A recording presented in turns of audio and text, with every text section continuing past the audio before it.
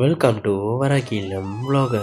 இன்னைக்கு நம்ம பார்க்க போகிறது என்னன்னா, வெள்ளிக்கிழமையில் மாலை 4 to 6:30 மணி வரைக்கும் நான் செஞ்ச பூஜைகள் புனஸ்காரங்கள்லாம் நீங்கள் பார்க்க போகிறீங்க. வீடு எப்பவும் போல் சுத்தம் பண்ணி எப்போவுமே போல் வெள்ளிக்கிழமை vlog. இதை தலைப்பு இதுக்கு என்னென்னா வெள்ளிக்கிழமை vlog. நம்ம எப்பவும் போல் வெள்ளிக்கிழமை செவ்வாய்க்கிழமைனா வாசலை தான் முதல் சுத்தம் பண்ணிவிட்டு மஞ்சள் குங்குமம் வச்சு கோலம் போட்டு அலங்காரம் செஞ்சுட்டு அதுக்கப்புறம் தான் அடுத்த வேலையே நம்மளுக்கு நடக்கும். வாசல்லாம் கழுவி துளசி மடம் பாருங்கள், இந்த மஞ்சள் குங்குமம் வைக்காத முன்னுக்கு எப்படி சாதாரண துளசி மடம் மாதிரி இருக்குது, ஏதோ ஒரு செடி அப்படின்னு மாதிரி தானே இருக்குது. இப்போ நம்ம மஞ்சள் குங்குமம்லாம் வச்சு கோலம்லாம் போட்டதுக்கப்புறம் பாருங்கள், தெய்வ கடாட்சம் அங்கே நிறைஞ்சிருக்கிறத நீங்களும் பார்க்கலாம். பாருங்கள், சாதாரண துளசி தொட்டியில் தான் வச்சுருக்கோம். அந்த தொட்டியை நம்ம இவ்வளோ அழகாக அலங்காரம் பண்ணலாம். தொட்டியை நல்லா கழுவிட்டு, சில பேரெல்லாம் வசதியெல்லாம் இருக்காது, அவ்வளோ வசதியும் இருக்காது, அதனால் நம்ம துளசி பூஜை செய்யணும்னு நினைக்கிறவங்க தொட்டிலேயே இப்படி செய்யலாம். நானும் அதே மாதிரி தான் தொட்டிலேயே துளசி பூஜை செஞ்சுருக்கேன். கோலம்லாம் போட்டு துளசி மாடத்தெல்லாம் ஏற்பாடு செஞ்சுட்டு அம்பாவை பார்க்க அவ்வளோ சலிப்பாக சுபிட்சமாக இருக்காங்க பாருங்கள். அப்புறம் வாசலில் நினைவாசல்லையும் கோலம்லாம் போட்டாச்சு. நல்லா மங்களகரமாக எனக்கு தெரிஞ்ச சில பல கோலங்கள் கோடாவது போட்டாவது ஒரு 4-5 கோலம் போட்டு வச்சுருவேன். கோலம் போட்டதுக்கப்புறம் தான் அந்த இடமே பார்க்க நிறைவாக இருக்கிற மாதிரி என்னோடய உள்ளுணர்வு சொல்லும். இது பாருங்கள், நான் போட்டது சொல்ல கோடாக போட்டுருப்பேன்னு அந்த மாதிரி ஒரு இதாக போட்டது தான் அந்த கோலம். அப்புறம் வாசலில் விளக்கெல்லாம் ஏற்றிட்டு நல்லபடியாக காவல் தெய்வத்துக்கு எல்லாத்துக்கும் பூஜைலாம் செஞ்சுட்டு, இன்றைக்கி நம்ம இந்த இதில் மெயினாக பார்க்க போகிறது மகாலட்சுமிக்கு உரிய உப்பு தீப பூஜை. உப்பு தீப பூஜையை பற்றி தான் நம்ம இன்றைக்கி தெரிஞ்சுக்க போகிறோம். உப்பு தீப பூஜை எப்படி ஏற்பாடு பண்ணணும், எப்படி ஏற்றணும், அப்புறம் குலதெய்வம் தெரியாதவங்க குலதெய்வம் எப்படி வச்சு வழிபடணும், குலதெய்வத்துக்கு என்ன வச்சு நம்ம வழிபடலாம் அப்படின்னு வெள்ளிக்கிழமைகளில் இந்த பூஜையை கட்டாயம் செய்யுங்க, ரொம்ப நல்லது. காவல் தேவல் நினைவாசலுக்கெல்லாம் சூடம் சாம்பிராண்டி தூபதீப ஆராதனை எல்லாம் காட்டிக்கிட்டு நைவேத்தியமாக சக்கரை பொங்கல் தான் செஞ்சுருந்தேன். அந்த சக்கரை பொங்கல் தான் இன்னைக்கு நைவேத்தியம் பண்ணிவிட்டு உப்பு தீபம் பூஜைக்கு நீங்கள் 3 அகல் விளக்கு எடுத்துக்கோங்க. நல்லா பெரிய அகல் விளக்கு 2, ஒரு சின்ன அகல் விளக்கு 1. 2 பெரிய அகல் விளக்குலேயும் நல்லா விளக்கெல்லாம் தான் நம்ம மஞ்சள் பூசிக்கலாம். மஞ்சளில் நீரில் கலைச்சி உங்களுக்கு எப்படி மஞ்சள் எதுவாக இருக்கும் அந்த மாதிரி 2 எல்லாமே மண் விளக்காக எடுத்துக்கோங்க. மண்ணுக்கு தான் சிறப்பு. அப்போ தான் அந்த மண்ணில் அந்த உப்பு ஊறி உப்பு பூ பிடிக்கும். பூ பிடிச்சிச்சின்னா அவ்வளோ நீங்கள் செஞ்ச பூஜைக்கு பலன் உண்டு. லக்ஷ்மி தேவி அந்த பூஜையை ஏற்றுக்கிட்டா, லக்ஷ்மி தேவி அங்கே வாசம் செய்கிறான்னு ஐதீகம். அதனால் இங்கே மலேசியாவில் கிடைக்கிற கல்லுப்பு இதுதான் கிடைக்கும் கல்லுப்பு. நல்லா கல்லுப்பை நிறச்சி இந்த மிஞ்சி போனால் கல்லுப்பெல்லாம் குறைவான விலைக்கு தான் கிடைக்கும். அதனால் ஒரு பேக்கெட்டு அப்படியே ஒரு அகல் விளக்கு நிறைய போட்டுக்கிட்டேன். அந்த அகல் விளக்கு நிறைஞ்சி இருக்கும் பாருங்கள். அப்படி தான் உப்பு போட்டு வச்சேன். மகாலட்சுமி கடாட்சம் நம்ம வீட்லேயும் நிறைஞ்சி இருக்கணும் அப்படின்னு. அடுத்தது அந்த உப்புக்கு மேலே நான் 2வது விளக்கை தூக்கி வச்சு அதுக்கு மேலே அச்சதை மஞ்சள் நெய் போட்டு அச்சதை கலந்துங்க, அதான் நல்லது. தண்ணி ஊற்றுனீங்கன்னா பூசணம் பிடிச்சிரும். சும்மா மஞ்சள் அரிசி போட்டு கலந்திங்கன்னா அது ஒட்டாது. நெய் ஒரு சொட்டு தான் விடணும், ரொம்ப விட்டா அப்புறம் கசகசன்னு ஆயிரும், ஒரு மாதிரி ஆயிரும், அப்புறம் அது பாய்க்கவே முடியாது. ஒரே ஒரு சொட்டு நெய் விட்டு நீங்கள் பிசைஞ்சிங்கன்னா இந்த மாதிரி வரும். காயெல்லாம் வைக்க வேண்டாம், நெய் விட்டு பிசைஞ்சிங்கன்னா அதுக்கு மஞ்சள் நல்லா ஒட்டிக்கும்.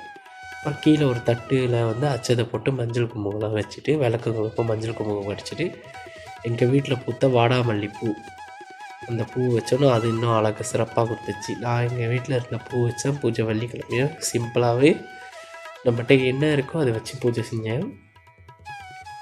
இது இங்கே மலேசியாவில் வாடாமல்லி பூ எங்கள் வீட்டில் பூத்துது. அம்பாளுக்கு நிறைவாக பூஜை செய்யணும், மனசார பூஜை செய்யணும்னு வச்சிங்கன்னா அந்த விளக்கு ஏற்றிட்டு லக்ஷ்மி அஷ்டோத்திரம் படிக்கலாம். 108 அஷ்டோத்திரம், இல்லை லக்ஷ்மி சஹஸ்ரநாமம் நிறையா டைம் இருக்குது எங்களுக்கு அப்படின்னு நினைக்கிறவங்க லக்ஷ்மி சஹஸ்ரநாமம்லாம் பாராயணம் பண்ணலாம். அப்பயும் போல் தான் எண்ணெய் ஊற்றிட்டு தான் திரி போடணும். இதுக்கு வந்து நெய் போடலாம், நல்லெண்ணெய் ஊற்றலாம். 2 தீபம் தான் இதில் ஊற்ற முடியும், நெய்யும் நல்லெண்ணையும் திரி போட்டாச்சு. இப்போ வந்து நம்ம குலதெய்வம் மண்பானைக்கு வந்துட்டோம். குலதெய்வ மண்பானையை வந்து இந்த மாதிரி ஒரு மண்பானை, சின்ன மண்பானையை வாங்கிக்கோங்க. மண்பானையை வாங்கிட்டு நல்லா அலசிட்டு சந்தனம் பூசி, ஆண் தெய்வமாக இருந்தால் சந்தனம் பூசிக்கோங்க, பெண் தெய்வமாக இருந்தால் மஞ்சள் பூசிக்கோங்க. அப்படியே எந்த தெய்வம் தெரிலனா நீங்கள் சந்தனமே பூசிக்கோங்க. ஏன்னா சந்தனம் வந்து 2 பேருக்கு உரியது தான். நல்லா சந்தனம் பூசி சந்தன குங்குமங்கள்லாம் வச்சுட்டு அந்த குடத்துக்கு வந்து திருநீர் இட்டுட்டு, அதே மாதிரி தான் குடம் நிறைய அரிசி, இல்லைன்னா நீங்கள் குறவா போடுறதா இருந்தால் கூட குறவா போட்டுக்கலாம். குடம் நிறைய அரிசி, ஒரு 11 ரூபாய் காசு இருந்தால் போடலாம். இல்லை இதேமாரி ஒரு மாதிரியாக இருக்கிற காசு வந்து 11 எடுத்து நம்மளோட பிரார்த்தனையை வச்சுட்டு அந்த குடத்துக்குள்ளே போட்டுடலாம். இப்போ குடம் இல்லை, நம்ம குலதெய்வமாக மாறிடுச்சு. அதுக்கு மேலே ஒரு தட்டு வச்சு, தட்டுக்கு மேலே உங்களுக்கு மண் விளக்குலேயே கிடச்சிச்சுன்னா இன்னும் சிறப்பு, மண்ணிலே செய்கிறது. அந்த தட்டுக்கு மேலே விளக்கு வச்சு எப்பயும் போல் நெய்யும் திரியும் போட்டுக்க வேண்டியதான். இந்த கீழே இருக்கிற தட்டில் வந்து நம்ம அச்சதை பரப்பிக்கலாம். அச்சதை பரப்பிட்டு தான் குலதெய்வத்தை தூக்கி வச்சு நம்ம விளக்கு ஏற்றணும். நான் பாருங்கள், காமாட்சி விளக்குக்கு பக்கத்துலேயே குலதெய்வ விளக்கு வச்சுக்கிட்டேன். என்னதுடா இது லைட்டரெல்லாம் தீபம் ஏற்றுறாங்கன்னு பார்க்காதீங்க, நம்ம அங்கே தீப ஒளியை தான் கொண்டு வர்றோம். லைட்ரு, குட்டி, தீக்குச்சி அதெல்லாம் வந்து இது கணக்கு கிடையாது. நம்ம எதில் நெருப்பு உண்டாக்கணும் அங்கே ஜோதி வரும். ஆரம்ப காலகட்டத்தில் கல்லை வச்சு தான் நெருப்பு உண்டாக்குனாங்க. அதே மாதிரி இப்போ செய்ய முடியுமா சொல்லுங்கள்? இல்லைல்ல. அதனால் அந்தமாரி லைட்டை வச்சு நம்ம தீபத்தை ஏற்றிக்கலாம். இல்லை ஊதுபத்தியால் ஏற்றிக்கலாம். இல்லை துணை விளக்கு, ஒரு சிலர்லாம் வந்து துணை விளக்கால் தான் ஏற்றுவாங்க, இந்த மாதிரிலாம் ஏற்ற மாட்டாங்க. அப்படி உங்களுக்கு என்ன பழக்கமோ அந்த பழக்கம்படி ஏற்றிக்கோங்க. நல்லபடியாக தீபத்தை ஏற்றிட்டு அம்பாளையும் குலதெய்வத்தையும் பிரார்த்தனை பண்ணிக்கோங்க. ஒவ்வொரு வாரம் வெள்ளிக்கிழமையும் செய்யலாம். ஒவ்வொரு வாரம் வெள்ளிக்கிழமையும் மாற்றலாம், இல்லை 2 வாரம் வெள்ளிக்கிழமை மட்டும் மாற்றலாம். ஆனால் உப்பு தீபம் வந்து 48 நாள் நீங்கள் அதை வந்து மாற்றாமல் ஏற்றுங்க. இல்லை 21 நாள் மாற்றாமல் ஏற்றுறப்ப தான் அந்த உப்பு வந்து பூ பிடிச்சி லக்ஷ்மி கடாட்சம் இருக்கா இல்லைன்னு காட்டும். அந்த உப்புலேருந்து நீர் வடிஞ்சிச்சுன்னா கந்திஷ்டியெல்லாம் உப்பு இழுத்துருச்சுன்னு அர்த்தம். நீங்கள் என்ன பண்ணணும், அந்த வாரத்துலேயே வர வெள்ளிக்கிழமையில் உப்பெல்லாம் எடுத்துகிட்டு நதியில், ஏதாவது ஒரு நதியில் கரைச்சிடணும். நதி இல்லைன்னா சிங்கில் வந்து தண்ணி திறந்து விட்டுட்டு அப்படியே அந்த உப்பை கரைச்சிருங்க. அது வந்து கரைஞ்சி போயிடும். அந்த மாதிரி செஞ்சுக்கோங்க. விளக்கு பாருங்கள், அம்பாள்கிட்ட குத்து விளக்கெல்லாம் ஏற்றிட்டு தீபம்லாம் போட்டு, அம்பாளை எனக்கு விளக்கு வெளிச்சத்தில் பார்க்குறது ரொம்ப பிடிக்கும். உங்களுக்கும் பார்க்க அழகாக இருப்பாங்க, அம்சமாக இருப்பாங்கன்னு நான் நம்புகிறேன். அதே மாதிரி நீங்களும் அம்பாளை தரிசிச்சுக்கோங்க. அம்பாள் அழகாக இருந்தாங்கன்னா ஒரு லைக் பண்ணுங்கள். மறுபடியும் ஊதுபத்தியை காட்டிட்டு சூட சாம்பிராண்டி அதெல்லாம் வழக்கம் போல் எப்பயும் போல் செஞ்சுக்கோங்க.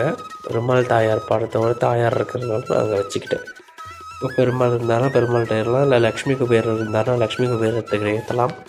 லக்ஷ்மி சம்மந்தப்பட்ட யார்கிட்ட வேணாலும் ஏற்றலாம், அம்பாள்கிட்ட கூட ஏற்றலாம். எல்லோரும் ஒரே தெய்வம்தான். அதனால் நீங்கள் அப்படி ஏற்றிக்கோங்க. மங்கள ஆரத்தி காட்டிக்கோங்க. லக்ஷ்மி தேவிக்கும் மங்கள ஆரத்தி காட்டிட்டு அப்புறம் குலதெய்வத்துக்கும் அதேமாரி இது வந்து வந்து குலதெய்வத்துக்கு தான் செஞ்சேன். அது வந்து கிளிப்பிங் மாறி போந்துருச்சு. அதனால் வந்து நம்ம விநாயகரை கும்பிட்டுட்டு குலதெய்வத்துக்கு தான் பூஜை செஞ்சுட்டு அதுக்கப்புறம் தான் லக்ஷ்மி தாயாருக்கு செய்யணும். சக்கரை பொங்கல் தான் நைவேத்தியமாக வச்சேன். பார்த்தாலே தெரியும் எவ்வளோ அழகாக மங்களகரமாக அந்த தீபம் பாருங்கள் நேராக எரியுது.